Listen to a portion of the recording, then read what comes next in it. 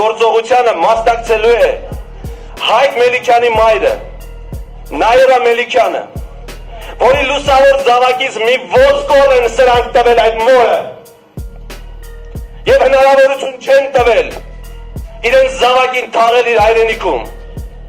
և հիմա եկել են մարդու իրավունքների պաշտպանի ընտրության ժամանակ խուլիգանությամբ են զբաղվում,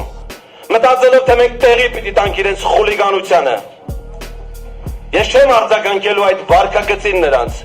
իմ կեցվածքես դրան է վերաբերում, ես դրանց բոլորի պատասխանները ունեմ, բայց նրանք արժանի չեն այդ պատասխանին, որովհետև այդ պատասխան իրանք այն ինչ որ ասում են այդպես պիտի ստանան, որովհետև նրանք հայ ժողովրդի ամենամեծ թշնամիներն են, զրկել են մարդկանց իրենց սեփականության իրավունքից, Արցախյան 44 օրյա պատերազմի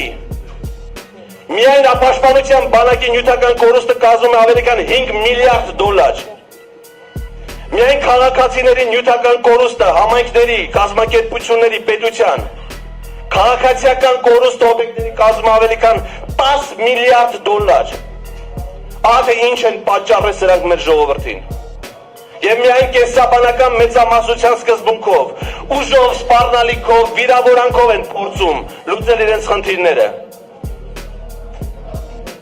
Սիրելի հայրենակիցներ, մեր ժողովուրդը ինքը պետք է որոշի, թե ով է զբաղվելու իր իրավունքների պաշտպանության խնդիրներով առաջիկա 4 տարում, քաղաքացիական նախաձեռնության կողմից առաջադրված եւ ընդդիմության կողմից պաշտոնապես առաջադրված թեկնածուն, թե գլխավոր դատախազի ընկերուհիներից մեկը։ Ժողովուրդն է իշխանության տերը, որը դարձել է խաբեության զոհ։ Այս նույն մարդիկ 2018 թվականին ինչ էին խոստանում մեր ժողովրդին։ Տիկին Թովմասյանին է դավաճան անվանում, մարդը որ հավատարիմ է մնացել իր սկզբունքներին եւ այս դավաճաններից ազատել է ինքն իրեն։ Եվ հայ ժողովուրդը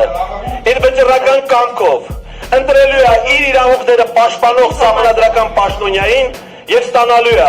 այդ հանրային ծառայությունը բարձր որակով։